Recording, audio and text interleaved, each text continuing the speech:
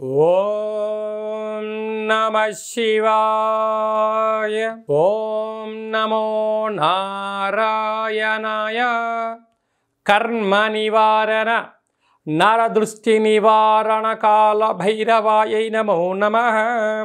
ఓం వజ్రనకాయ విద్మహే తీక్షణ దగ్గుష్ఠాయ ధీమహి తన్నో లక్ష్మీ నవనారసింహస్వామి ప్రచోదయాతు. హరి ఓం. మా ఛానల్కి స్వాగతం. చూస్తున్న వీక్షకులకు, ప్రేక్షకులకు, ప్రియ కాల భైరవ భగవద్బంధులకి స్వాగతం పలుకుతూ, జ్యోతిష్య అభిమానులకు, సనాతన ధర్మ సంరక్షకులు అందరికీ కూడా నరసింహస్వామి వారి యొక్క జయంతి శుభాకాంక్షలు. అందరిపైనను కరుణ, కటాక్ష, దయ కలిగించాలని కోరుకుంటూ ఆశీర్వచనం. 1/5/2025 నుండి 15/5/2025 వరకు పుట్టినటువంటి వారందరికీ కూడా జన్మదిన శుభాకాంక్షలు. అలాగనే ద్వాదశ రాశుల్లో గ్రహ గమనాన్ని ఒకసారి వీక్షింపచేద్దాం. మేషరాశిలో రవి భగవానుడు ఏడాది తర్వాత సంచార స్థితి. వృషభ రాశిలో దేవగురు బృహస్పతి చివరార్ధ సంచార స్థితి. కర్కాటక రాశిలో కుజ భగవానుడు నీచభంగ రాజయోగ సంచార స్థితి. కన్యరాశిలో కేతు సంచార స్థితి. మీనరాశిలో చతుర్గ్రహ సంచార స్థితి. బుధ భగవానుడు, శుక్ర భగవానుడు, శని భగవానుడు, రాహు భగవానుడితో ద్వాదశ రాశుల్లో గ్రహ గమనాలు ఈ విధంగా ఉన్నాయి.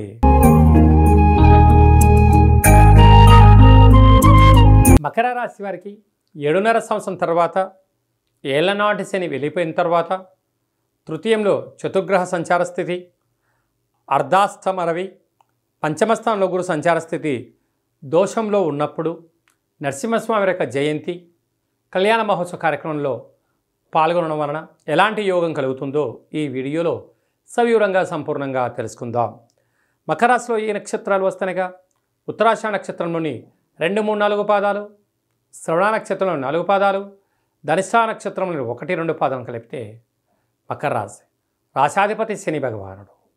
3వ స్థానంలో బుధుడు, శుక్రుడు, శని భగవానుడు, రాహు భగవానుడు సంచారం చేయడం వలన తల్లిదండ్రులతో, గురువులతో, అన్నదమ్ములతో, అక్కాచెల్లెలతో సఖ్యత చాలా అవసరం అని చెప్పి గుర్తుపెట్టుకోగలగాలి.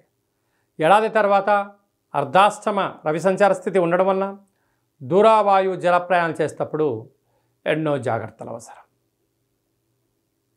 లేకపోతే అనేక రకాలమైనటువంటి ఇబ్బందికి మీకు మీరే అనారోగ్యము, దీర్ఘకాలిక వ్యాధులు వచ్చే పరిస్థితి చాలా అధికంగా ఉంటుందని చెప్పి గమనించాలి. సంతాన స్థానంలో గురు సంచార స్థితి ఉండడం వలన నూతనంగా వివాహమైన వారికి సంతాన యోగం, పిల్లల యొక్క చదువులు, అభివృద్ధి, అన్నింటా విజయం మకర రాశి వారికి సొంతం కాబోతుంది. సప్తమంలో కుజుడు సంచారం చేయడం వల్ల, కుజదోష ప్రభావం కారణం వల్ల రుణ సమస్యలు, రోగ సమస్యలు, దూరావాయు జల ప్రయాణంలో ఆటంకాలు పొంచి ఉన్నాయి. భాగ్యస్థానంలో విశేషంగా కేతు సంచారం చేయడం వల్ల భార్యాభర్తలు, ప్రేమికులు, పార్ట్నర్షిప్ వ్యవహార కార్యక్రమాలలో ఎన్నో జాగ్రత్తలు అవసరం. ఆచితూచి నిర్ణయం తీసుకోవాలి, లేకపోతే అనేక రకాల ఇబ్బందులు. నరసింహస్వామి యొక్క కళ్యాణంలో నీలం రంగు పట్టు వస్త్రాలను సమర్పించడం, మన కింద చెప్పుకునే విధానంగా నవధాన్యాలను వేసి బ్రాహ్మణుడికి దానం ఇవ్వడం, గోమాతగా పెట్టడం వల్ల గ్రహదోషం తొలగిపోతుందని చెప్పి గమనించాలి. డాక్టర్లు, సాఫ్ట్వేర్ ఉద్యోగస్తులు, హార్డ్వేర్ ఉద్యోగస్తులు, స్వయవృత్తులు, సేవా రంగాలు, నీటి ఉత్పత్తులు, ఆహార ఉత్పత్తులు, హోటల్ వ్యాపారాలు చేసేవారందరికీ కూడా చాలా జాగ్రత్తలు అవసరం చెప్పి గుర్తుపెట్టుకోగలగాలి. 1వ తారీఖు 5వ నెల 15వ తారీఖు లోపల ఎలాంటి మనము విజయాలు సాధించాలో ఈ వీడియోలో సవివరంగా సంపూర్ణంగా చెందుకున్నాం. శాస్త్రంలో మనకు ఏమని చెప్పారయ్యా అంటే ఆమా కావై అన్నారు. వైశాఖ మాసం అనగానే పండగలు, పర్వదినాలు, యజ్ఞాలు, యాగాలు, గృహప్రవేశాలు, దేవతా కళ్యాణ మహోత్సవ కార్యక్రమాలు, దేవతల యొక్క జయంతిని చాలా మనం అద్భుతంగా చేసుకుంటూ ఉంటాం. అలాగనే మనకు వైశాఖ మాసలో శుద్ధ పూర్ణిమకు ఒకరోజు ముందుగా శ్రీ నరసింహస్వామి వారి యొక్క జయంతి కనుక మనం అందరము కూడా నరసింహస్వామి వారిని తులసిమాలలతో స్వామివారిని అలంకరించుకుందాం, స్వామివారికి ఆశీస్సులు పొందుదాం, స్వామివారి యొక్క జయంతి మహోత్సవ కార్యక్రమంలో పాల్గొందాం. అలాగనే మనకు లక్ష్మీదేవి యొక్క కృప కటాక్షం ఉంటేనే భూమండలం మీద మనిషి యొక్క జీవన గమనం ఉంటుంది. అంటే భక్తి అనేటువంటిది ఎప్పుడైతే మనము తత్వంలో ఉంటామో, ఆధ్యాత్మిక కార్యక్రమంలో ఉంటామో, భక్తి సేవలో ఉండబడిన వారందరికీ కూడా భగవంతుడు గొడుగు పడుతూ ఉంటాడు. అరాచకంలో ఉండబడిన వ్యక్తులకు పిడుగును వేస్తూ ఉంటాడు. కనుక మనకు అందరికీ కూడా స్వామివారి ఆశీస్సులు నిండు పుష్కలంగా ఉండగలగాలి అన్నట్లయితే, అంటే మనకు శుద్ధ పంచమి నుండి బహుళ ఏకాదశి వరకు, అంటే బహుళ పంచమి వరకు చంద్రుడు బాగా కనపడుతూ ఉంటాడు. కొందరికి పరిస్థితి అనుకూలంగా లేని వారందరికీ కూడా ఓ చిన్న వెసులుబాటు కార్యక్రమం ఏమిటయ్యానగా, రాత్రిపూట చీకటి పడ్డాక చంద్రభగవానుడు వచ్చిన తర్వాత ఒక వెడలపాటి పాత్రలో ఒక గ్లాసు పచ్చిపాలు, ఆవు పాలు కానీ ఏ పాలైనా కూడా, ఆవు పాలు అయితే మరి శ్రేయోదాయకం. ఒక గ్లాసు పచ్చిపాలు, తెల్ల నువ్వులు, అటుకులు, నెయ్యి, చక్కెర, వీలైతే ముత్యము వేసి చంద్రభగవాను ఆ పాలల్లో దర్శించి ఒక 8 సార్లు కానీ ఒక 27 సార్లు కానీ ఓం శ్రీ మహాలక్ష్మీదేవ్యై నమః, ఓం శ్రీ నరసింహస్వామినే నమో నమః అనే మంత్రాన్ని స్మరించి మన మనసులో ఏదైతే కోరిక ఉందో కోరుకొని ఆ పాలను తీర్థంగా స్వీకరించగలిగితే, ఎందుకనగా దేవతలు రాక్షసులు క్షీరసాగర మదనం చేసిన తర్వాత అందులో లక్ష్మీదేవి, చంద్రభగవానుడు, ఐరావతము, కల్పతరువు, అమృతం వచ్చిందని మనకు వేదాలు చెప్తూ ఉన్నాయి. అలాంటి అమృతాన్ని ఏర్పాటు చేసుకొని చంద్రభగవాన్ని దర్శించి అలా తీర్థం తీసుకోవడం వలన సంవత్సరాంతము మనకు అద్భుతమైనటువంటి లక్ష్మీ కటాక్షము, మనశ్శాంతి, ఆయువృద్ధి కలుగుతుందని చెప్పి కూడా గమనించాలి. అదే కాకుండా ఇంకనూ మనము అద్భుతమైనటువంటి విజయం సాధించగలగాలి అన్నట్లయితే ఈ యొక్క పాత్ర కంచు పాత్ర అంటారు. కంచు మోగినట్టు కనకంబు మోగదు గధరా సుమతి అని చెప్తూ ఉంటారు. అలాగా ఇలా మనం శబ్దం చేయగానే ఓంకార శబ్దం రావడం ప్రారంభించడం.